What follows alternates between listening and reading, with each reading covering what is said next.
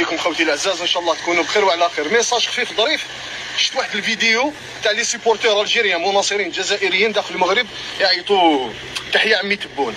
يا زريعه الطحين، يا زريعه الرخص، يا الكلاب، يا اللي ما تسواوش، حاشا الكلب كلب وعنده قيمه عليكم.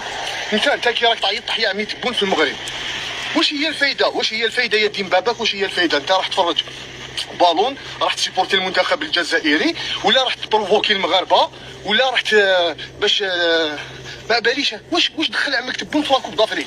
اسكو كاين شعب من الشعوب اللي راهي حاضره في كاس افريقيا سمعتوهم يتحيوا الرئيس تاعهم ابار البغوله اللي عندنا؟ واش دخل تبون في لاكوب دافريك نعدين باباك؟ علاش وين تروحوا لازم تبهدلونا، وين تروحوا لازم تطحنونا، وين المالور كي دير هذا الشيء؟ ما راكش تمثل نفسك نعدين باباك، راك تمثل الجزائر يا الطحين يا الرخص. اسكو شفتوا مناصرين يتحوا من غير البغوله اللي عندنا؟ تجي الشعب خوا دين تونا دين زريعتكم. اتفرج البالون وبالله قاعك اعطي صوره ونظره جميله على الجزائر يا الطحان.